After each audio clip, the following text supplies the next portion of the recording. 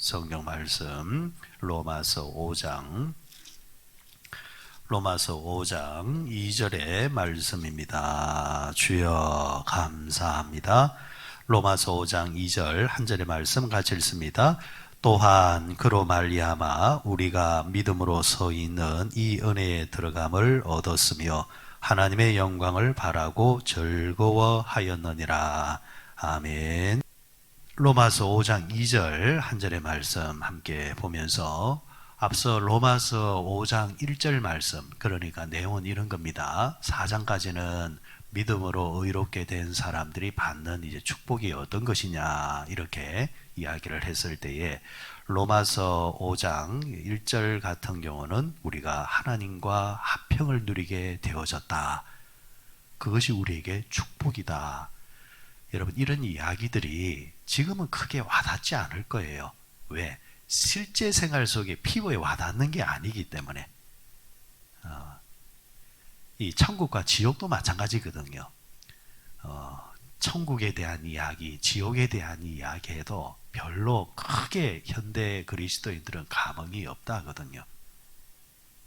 과거에 비해서 그래서 천국 설교, 지옥 설교가 별로 잘 전해지지도 않은 분들은 들어도 그렇게 감흥이 없는 그런 이제 통계가 있습니다. 그런데 여러분 조금만 더 있어 보십시오. 여러분 이제 몇 년 뒤에 이제 숨이 까딱까딱 넘어갈 때 여러분 이게 얼마나 피부에 와닿는 줄 아십니까? 그때 여러분 천국에 준비된 사람은 그 죽음이 공포스럽지가 않습니다. 그 아이들 예전에 그거 있잖아요. 방학 때 실컷 놀다가 내일 이제 개교, 내일 다시 학교를 가야 될 때에 준비가 되지 않은 애들은 어떻습니까? 참 힘들잖아요. 그죠? 그런데 준비가 잘 돼 있는 애들은 또 기대함으로 간단 말입니다. 이런 비유가 적당하겠습니까? 요즘 여러분들 우리가 백신 패스를 하잖아요. 어디를 들어갈 때 그거 내밀어야 되잖아요. 그런데 그게 없는 사람들은 못 들어가잖아요. 나중에 여러분 우리에게 죽음이 다가왔을 때에 당당하게 하나님 나라에 들어갈 수 있는 천국 패스가 돼 있는 사람은 그 죽음도 두렵지 않단 말입니다. 들어가면 되니까. 그런데 그게 안 돼 있는 사람들은 정말 그때가 공포스러울 때, 문제는 되돌아가서 준비할 수 있는 기회가 없다는 거죠. 그래서 여러분 우리가 지금 살아있을 때 이 하루하루가 바로 그걸 준비하고 상급을 준비하는 시간인데, 여러분 은혜롭게 잘 준비한 사람은 그날이 참 복될 줄 압니다. 예수님 안에서 이 하나님과의 화평이 준비된 사람은 여러분 정말 복이 있는 사람이고, 아무리 그 이야기를 하고 전해줘도 준비가 안 된 사람은 그날에 일을 갈게 된다. 성경은 분명히 우리에게 말씀해 주셨습니다. 주일 설교로도 잠시 말씀드렸지만 오늘 내가 말씀 앞에, 예수 앞에 마음을 열고 눈물을 흘린 자들은 나중에 눈물을 흘리지 않게 될 것이고, 지금 눈물을 안 흘린 자들은 나중에 눈물을 흘리면서 후회하게 된다라는 것. 자, 복음 아래에서 믿음으로 의롭게 된 사람, 하나님과 화평을 누리게 되어졌다. 두 번째가 오늘 2절에 보니까 그로 말미암아 우리가 믿음으로 서 있는 이 은혜에 들어감을 얻었으며 하나님의 영광을 바라고 즐거워하느니라. 다시 말해서 하나님께 나아갈 수 있는 축복을 누리게 되었다. 은혜에 들어가게 되었다. 이렇게 말을 하고 있습니다. 여기서 들어간다, 나아간다는 말은 하나님께 접근할 수 있다라는 말입니다. 여러분 우리가 이 땅을 떠나서 하나님 나라, 그러니까 천국에 대한 이야기도 우리에게 축복이지만은 그 천국을 준비하며 살아가는 이 땅에서 우리가 하나님을 가까이 하며 사는 것은 더더욱더 축복인 줄 믿습니다. 자, 그런 면에서 고대 사회에서 여러분들 그 일반 백성이 왕에게 나간다라는 것은 특별한 왕의 부름이 없는 한 평생을 통해서 있을 수가 없습니다. 예를 들어서 왕이 행차를 한다 할지라도 고개를 들 수가 없습니다. 그게 일반 사람들이 살아가는 평상시 모습입니다. 그렇다고 해서 뭐 왕궁에 사는 사람이라 할지라도 왕을 또 쉽게 아련하느냐, 그것도 아니란 말이에요. 성경을 예로 들면은 에스더스라는 이제 성경에 이제 그 본문이 있지 않습니까? 에스더가 어떤 사람입니까? 왕후입니다. 왕후. 근데 그 왕후조차도 왕이 부르지 않는 상태에서는 자기 마음대로 왕에게 못 나갔습니다. 어떤 사건이 이제 벌어지게 되어지자 이 문제가 유대인 전체의 문제가 되어지자 이 왕후의 에스더의 외삼촌 되어지는 그 모르드게가 와서 부탁을 하죠. 와서 네가 지금 왕후가 된 것이 이때를 위함인 줄 어떻게 아느냐. 그러니까 우리를 위해서 왕에게 나아가서 부탁을 해라. 이렇게 하자 에스더가 뭐라고 말합니까? 좋습니다. 나를 위해서 3일 동안 금식을 해 주십시오. 다만 나는 죽으면 죽으리라 라는 각오로 가겠습니다. 이런 왕후가 왕한테 나가는데 죽으면 죽으리라 라고 말을 하고 있습니다. 그만큼 왕이라는 그 자리는 오늘날 우리가 생각하는 그런 가벼운 자리가 아닙니다. 고대 사회에서는 언제나 왕은 독살의 위험이 있었기 때문에 왕 앞에 몇 보 이상 접근 금지를 하는 그런 법이 있을 정도입니다. 성경에도 보면은 술 맡은 관원장 이런 직분이 있잖아요. 떡 맡은 관원장, 그러니까 왕의 술을 담당하든지 왕의 음식을 담당하든지, 그러니까 항상 또 왕은 주변 정적들로부터 독살의 위험이 있기 때문에 이를 철저하게 방어하기 위해서 여러 장치가 많았다는 거죠. 그래서 왕후조차도 왕이 부르지 않았는데 자기 임의대로 갔을 때에 왕이 손에 들고 있는 호를 왕후를 향해서 딱 지명을 해주면은 그냥 넘어가지만은 그걸 내려버리면은 어떻게 하느냐? 반대로 내려주면은 살지만은 그걸 딱 그 왕후를 지명해버리면은 왕후조차도 사형에 당합니다. 이제 그런 무시무시한 배경이란 말이에요. 부르지 않는데 접근하는 것은 뭔가 음모가 있다라고 다들 생각을 하고 있기 때문에. 그런 면에서 여러분, 성경은 우리에게, 바울은 그 비유를 가지고 말하는 겁니다. 인간의 왕에게 나갈 때도 이처럼 까다롭고 어렵고 목숨을 걸어야 되는데 하물며 인간이 하나님께 어떻게 나간단 말이냐. 하나님이 부르지도 않았는데. 그런데 나아갈 길이 열렸다라는 거예요. 나아갈 길이 열렸다라는 거예요. 은혜로 들어갈 수 있는 길이 열렸다라는 겁니다. 구약에 보면은 일반 백성들이 하나님을 이제 나가서 하나님을 이제 만날 때에 평상시에는 못 나갑니다. 아니, 어째 보면은 외형적으로는 일반 백성이 하나님께 직접 나가서 하나님을 대변하는 일은 평생을 통해서 없었습니다. 다만 1년에 딱 한 번 신년이 이제 7월 1일이 이제 1월 1일이라고 지난주에 말씀을 드렸습니다. 유대력으로는 그게 나팔절이라 했는데 7월 절기 중에 하나가 또 뭐냐 하면은 대속죄일이라는 절기가 있습니다. 대속죄일. 하루가 딱 있는데 요날 어떻게 하느냐니까 대제사장.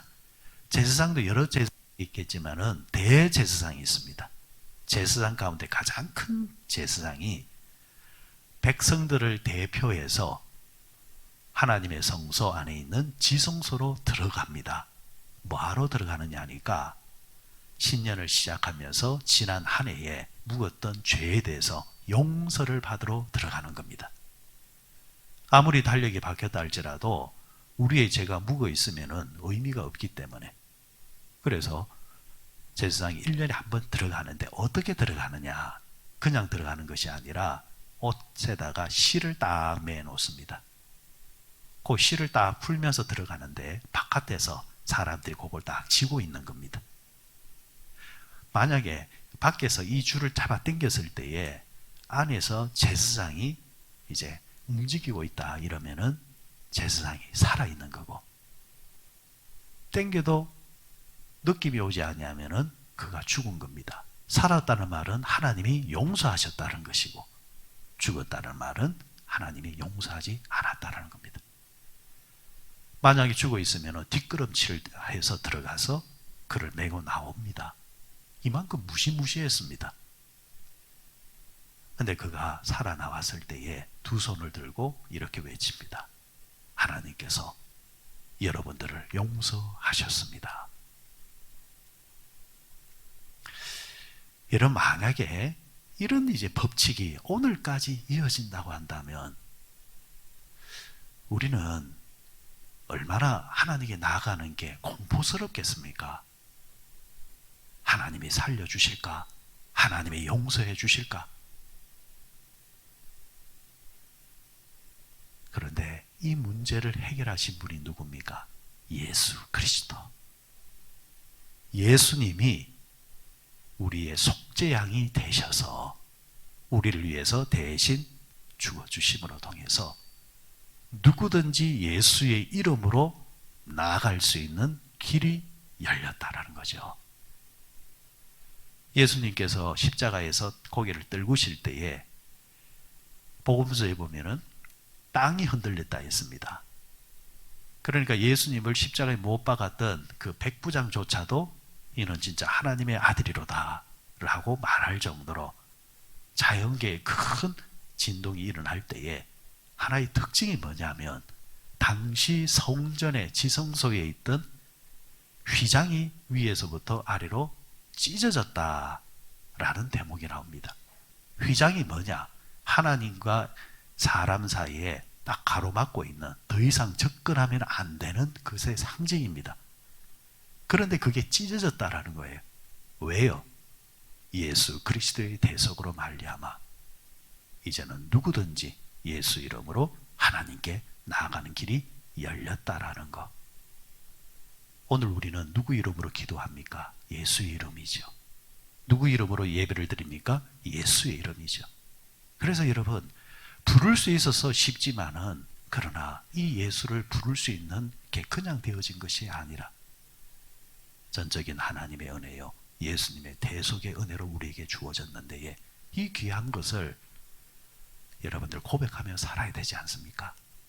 오늘도 마찬가지입니다.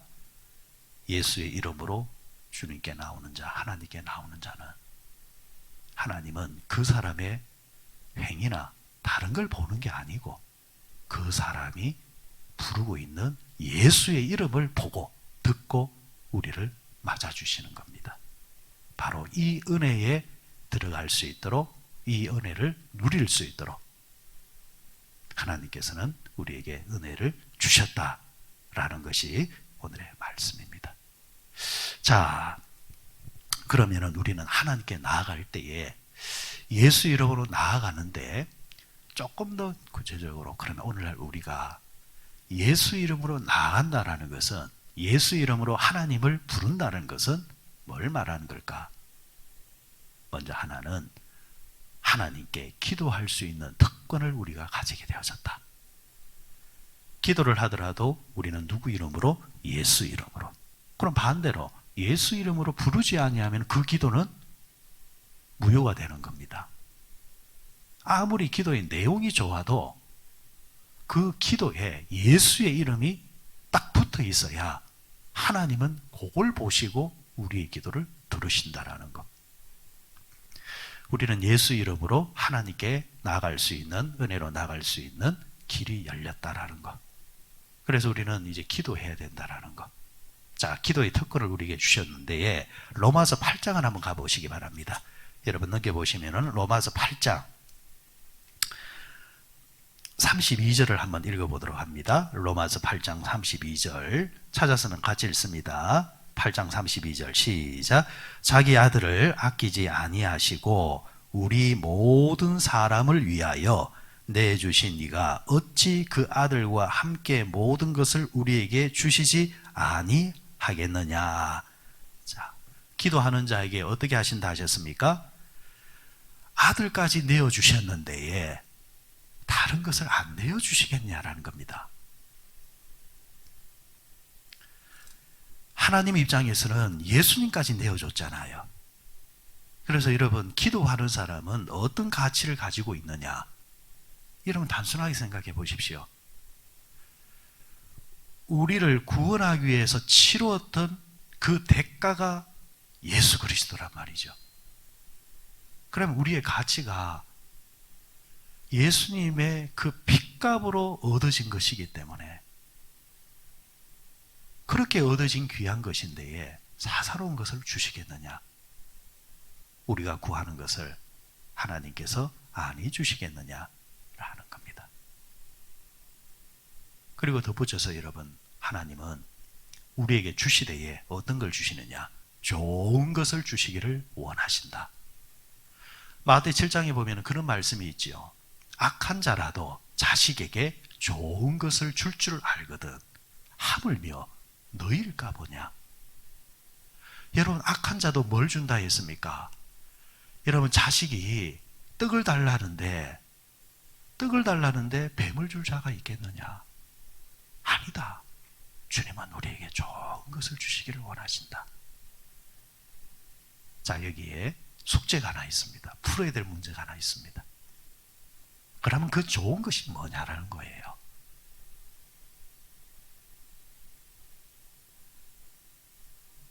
여기서 좋은 것이라는 것은 내 입장에서 좋은 것이냐, 하나님이 우리를 보시면서 좋은 것이냐, 이 문제를 풀고 있어야 시험을 받지를 않습니다. 우리는 우리가 구하는 것이 늘 우리에게 좋은 것이라 생각하지요. 그런데 하나님이 우리에게 보실 때 좋은 것이 있습니다. 단순 비교하면은 부모와 자식이 있으면은 부모가 보기에 자식에게 좋은 게 있고 자식 스스로가 자기에게 좋은 게 있습니다. 철없는 애는 자기 손에 사탕이 가득 쥐어주기를 원합니다. 엄마는 하루에 한 개씩 주려고 합니다. 왜? 하나 먹을 때는 달콤하지만 그게 여러 개가 될 때는 이가 상하니까. 아무리 달콤한 것이라 할지라도 조절을 해줘야 그게 자식에게 유익할 줄 부모는 알기 때문입니다. 하지만 철없는 자식은 무조건 그것만 먹으려고 합니다. 밥도 안 먹고 먹으려고 합니다. 그러면은 뭐가 좋은 것이냐는 거예요. 자식의 안목에서 보여지는 것이 좋은 것이냐, 부모의 안목에서 보여지는 것이 좋은 것이냐, 우리는 답을 압니다. 신앙의 생활도 세계도 마찬가지입니다. 기도하는 자 입장에서 좋은 것일 수 있고, 기도를 받으시는 하나님 입장에서 기도하는 자에게 어떤 것이 좋은 것이냐, 이게 다를 때가 있다는 거죠. 그럼 결론은 어느 게 진짜 좋은 것이냐? 그 기도를 받으시는 하나님이 우리에게 주시는 것, 내가 구해서 얻어지는 것보다도 구하는 자에게 좋은 것을 주시는 하나님 입장에서 좋은 것이 진짜 좋은 것이다. 이것을 우리가 믿어야 한다는 겁니다.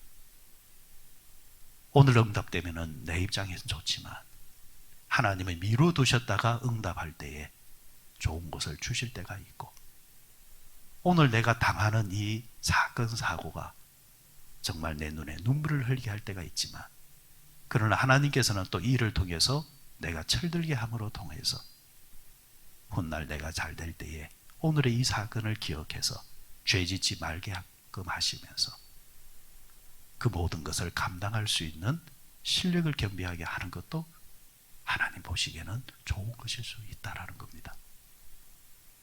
여러분, 이 좋은 것에 대해서 믿음이 되어지고 확신이 확장되어 나갈 때는 심지어는 내가 병에 걸릴 때도 이 또한 하나님의 뜻이 있을 거야 라고까지 간다라는 거예요. 여러분, 사도 바울이 보십시오. 그가 평생의 질병을 달고 살았거든요. 그런데 그 사도 바울이 어느 날부터 어떤 고백을 합니까? 내 은혜가 내게 족하니라. 그럴 때에 그는 모든 사람들을 이해하고 수용하는 폭넓은 마음이 만들어지게 됩니다. 여러분, 그래서 여러분, 우리의 생각보다, 우리의 지혜보다 하나님의 어리석음이 낫다라는 말씀, 오늘 믿음으로 의롭게 되어진 사람이 누리는 복, 하나님의 은혜 안에 들어간다. 이 말씀 다시 한 번 더 생각하면서 우리 믿는 자들은 하나님을 대면하고 가까이 할 수 있고, 그 방법은 기도 때에, 그 기도의 대전제는 하나님은 늘 언제나 우리에게 좋은 것을 주신다. 그런데 그 좋은 것은 나보다 나를 더 잘 아시는 하나님이 주시는 것인데, 그것을 우리는 믿어야 할지니라. 오늘 이 말씀이 또 우리에게 교훈 되셔서 이 하루를 살아가는 큰 힘이 되시기를 바랍니다.